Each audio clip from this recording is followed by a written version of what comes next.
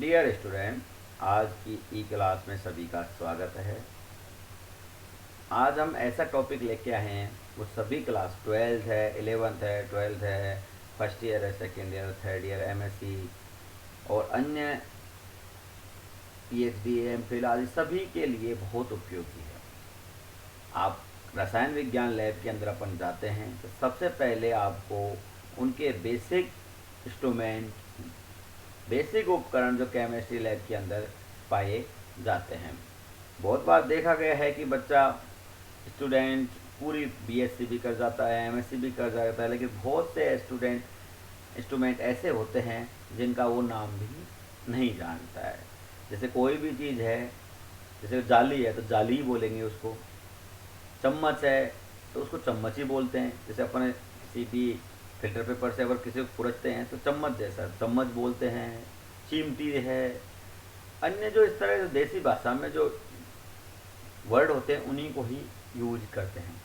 लेकिन किसी भी केमिस्ट्री लैब के अंदर अगर जाएं तो उनका पर्टिकुलर कुछ नाम होता है, उनको उसी नाम से ही जाना जाना चाहिए। आज हम बेसिक जो इंस्ट्रूमेंट है, सभी हम इंस्ट्रूमेंट के बारे में चर्चा नहीं करेंगे, सिर्फ बेसिक इंस्ट्रूमेंट जो BSc first year, second year, 12th आदि की क्लास में उपयोगी होते हैं उनके बारे में अध्ययन करेंगे। सबसे पहले इसको एक क्यूज के रूप में प्रदर्शित किया जा रहा है, पीपीटी के माध्यम से आपको सबको प्रदर्शित किया जाए। क्यूज भी है, जैसे कोई क्वेश्चन आपको डायग्राम उसका दिया गया है, आप डायग्राम का आंसर आते ही आपको खुद को ढूंढना है कि इसका क्या नाम है, और उसके बारे में अपन अध्ययन भी करेंगे कि क्या उपयोग आता है, उसके बारे में अपन अध्ययन करेंगे।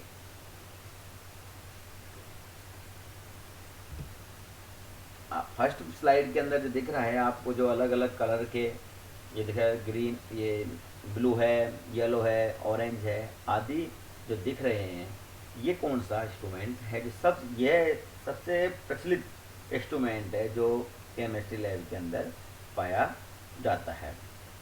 केमिस्ट्री लैब के अंदर इसको हम कहते हैं बीकर। बीकर, आप बीकर क्यों कहते हैं इसको? बीकर इसलिए कहते हैं कि इसकी जो साइज है, ये नोक है, ये बीक है, बीक यानी नुकीली है, उसके लिए पाई जाती है। तो इसको अपन अगर किसी से पानी अपन इसको किसी भी पदार्थ में डाले तो ये गिरता नहीं है। इस बीक की सहायता से आसानी से अपन एक से दूसरे में डाल सकते हैं। ये अलग अलग शेप में पाए जाते हैं। 50 ml है, 100 ml, 200 ml, 250 ml, 500 ml, 1000 ml और अन्य प्रकार के साइज में पाए जाते हैं। यह केमिस्ट्री लैब के अंदर सबसे ज़्यादा उपयोग में लिया जाता है।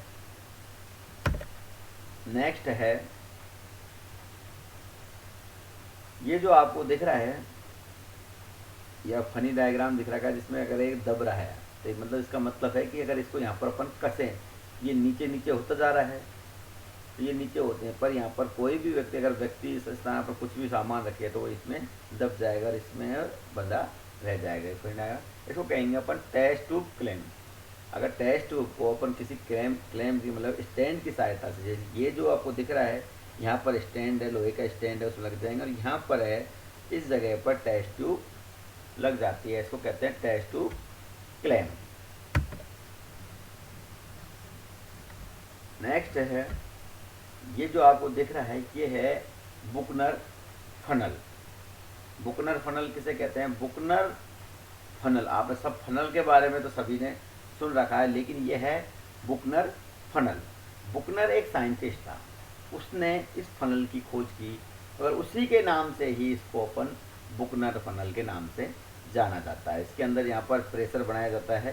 इस पर प्रेशर से क्या कहते हैं, यहाँ कर अगर कुछ भी डालते हैं तो तुरंत वाटमान फिल्टर पेपर, यहाँ पर अपन वाटमान फिल्टर पेपर का यूज करते हैं, तो तुरंत क्या कहते हैं नीचे फिल्टरित होकर कोई भी वस्तु आ जाती है, तो ऊपर फिल्टर जो नहीं इसमें हो पाती है वो ऊपर रह जाती है और फिल्टरित नीचे आ जाता है। इसको कहते हैं बुकनर फनल। ये जो दिख रही है वो है क्रूसिबल। ये क्रूसिबल है जो चाइना मिट्टी, ये मिट्टी की बनी हुई होती है, तो इसमें कोई भी अगर अपन करें तो ये रिएक्शन इससे नहीं करती है, मतलब मिट्टी से कोई पदार्थ रिएक्शन नहीं करता। अधिकतर इसको क्रूसिबल के रूप में अपन लेते हैं।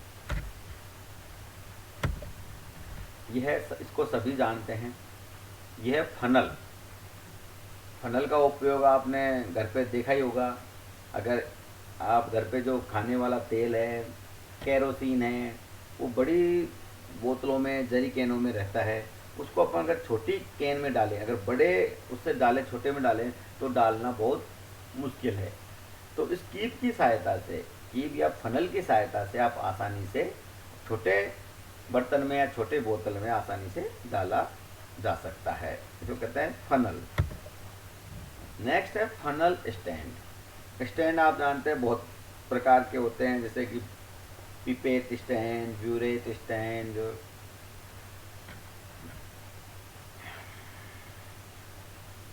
और beaker stand, test tube stand, सभी प्रकार के स्टैंड पाए जाते हैं। इनकी सबकी एक अलग अलग विशेषताएं होती हैं। तो यह स्पेशल किसके लिए बना हुआ है? Funnel stand. यहाँ पर अपन जानते हैं कि अगर अपन बड़े बर्तन से छोटे बर्तन में डालेंगे तो सामान की फैलने की ज़्यादा संभावना होती है। तो एक हाथ से अगर अपन टेस्ट ट्यूब पकड़े, अगर 5 लीटर की अपन कैन को डाले तो उसको डालना संभव नहीं है। उस 5 लीटर की कैन से अपन उसमें डालना चाहे तो 2 हाथ से अपन को पकड़ना पड़ेगा। तो टेस्ट फनल को कौन पकड़ेगा? तब फनल को आप इस स्टैंड के अंदर रख सकते हैं। तब फनल को स्टैंड रखने से आसानी से ये कार्य किया जा सकता है। यह है फनल स्टैंड। ये आपको दिख रहा है जो कांच का जो बना होता है, ग्लासवेयर है, ये कांच से बना होता है। तो अधिकतर इसको जो बायोलॉजी के स्टूडेंट हैं इसको वॉच ग्लास का नाम देते हैं। तो वॉच ग्लास नहीं है ये स्टूडेंट, ये है पेट्री डिश। वॉच ग्लास क्या होता है? नीचे से चपटा होता है, मतलब नीचे से आप जैसे कोई भी चीज़ है तो ऊपर की तरफ मुड़ा होता है। मतलब अगर पानी अपन डाले तो सबसे पहले वो बीच में ही इकट्ठा होगा, तो वो होता है क्या कहते हैं? Watch glass. आगे आएगा भी वॉच ग्लास भी। और ये है पेट्री डिश है। तो समान रूप से इसकी जो है ये तल है समान रूप से पाया जाता है, तो कहते हैं पेट्री डिश। नेक्स्ट है पिक्नोमीटर। ये बीएससी फर्स्ट ईयर के जब प्रैक्टिकल करेंगे स्टूडेंट, तो उसके अंदर बीएससी फर्स्ट ईयर के स्टूडेंट जो प्रैक्टिकल करेंगे उसमें सरफेस टेंशन और विस्कोसिटी का जो प्रैक्टिकल करेंगे उसमें इसका उपयोग किया जाता है। इसको हिंदी में कहते हैं आपेक्षिक घनत्व सीसी। ये क्या काम आता है? आपेक्षिक घनत्व निकालने में काम आता है। तो इसको इंस्ट्रूमेंट को अपन कहेंगे पिक्नोमीटर।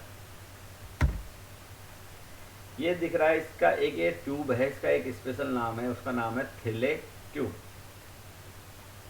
थिले ट्यूब का क्या उपयोग है? थिले ट्यूब का उपयोग है किसी भी पदार्थ के मेल्टिंग पॉइंट को ज्ञात करने के लिए थिले ट्यूब का उपयोग किया जाता है। थिले ट्यूब का किस तरीके से उपयोग किया जाता है? इसके अंदर सबसे पहले आप यहाँ से थर्मोमीटर डाल देते हैं। थर्मोमीटर पर एक कैपिलरी ट्यूब, थर्मोमीटर पर एक कैपिलरी ट्यूब बांध देते हैं। तो उस कैपिलरी ट्यूब में थोड़ा सा पदार्थ अपन डाल देते हैं जिसका अपन को मेल्टिंग पॉइंट निकालना है। तो इसके अंदर जो भरा जाता है, इसके अंदर ग्लिसरॉल या कंसनट्रेट H2SO4 भरा जाता है। इसको यहाँ से धीरे धीरे गर्म करते हैं, तो जिस टेम्परेचर पर पिघल जाता है उस पदार्थ का मेल्टिंग पॉइंट कहलाता है। तो उसको नोट कर लेते हैं। बीएससी पार्ट फर्स्ट ईयर के स्टूडेंट के 3 नंबर की एक्सरसाइज आएगी है, तो किस तरीके से मेल्टिंग, किसी पदार्थ का मेल्टिंग पॉइंट किस तरीके से निकाला जाता है। तो मेल्टिंग पॉइंट निकालने के लिए क्वेश्चन पूछते हैं कि आपने किस ट्यूब का उपयोग किया। तो मेल्टिंग पॉइंट निकालने के लिए थिले ट्यूब का उपयोग किया जाता है। तो आजकल अपर क्लासों में मेल्टिंग पॉइंट ऑपरेटर्स के रूप में ही निकाला जाता है।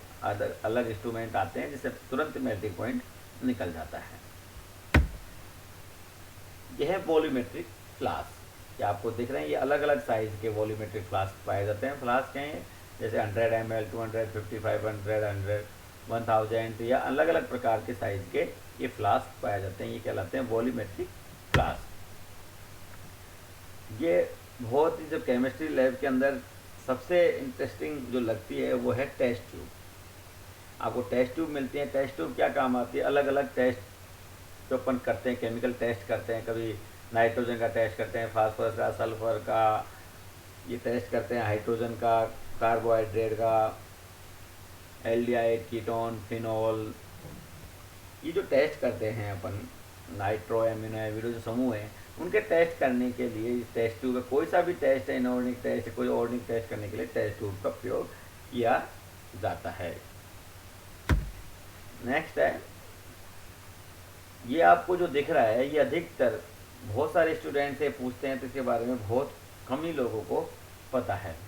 सबसे एक क्वेश्चन पूछा जाता है कि आपको अगर 5 ml कंसनट्रेट एस्ट्रोसोफोर लेना हो तो किस तरीके से आप लेंगे। तो अधिकतर कोई पिपेट का रूप बताता है, कोई बीकर का बताता है, कोई टेस्ट ट्यूब से बताता है, लेकिन अधिक सब ये गलत जवाब है। 5 ml अपन कंसनट्रेट अपन पिपेट से लेंगे। पिपेट से कैसे लेंगे? अगर उसको मुँह में सेक करेंगे तो मुँह में चल जाएगा। टेस्ट ट्यूब से कैसे लेंगे? टेस्ट ट्यूब के अंदर कोई मार्किंग नहीं होती है।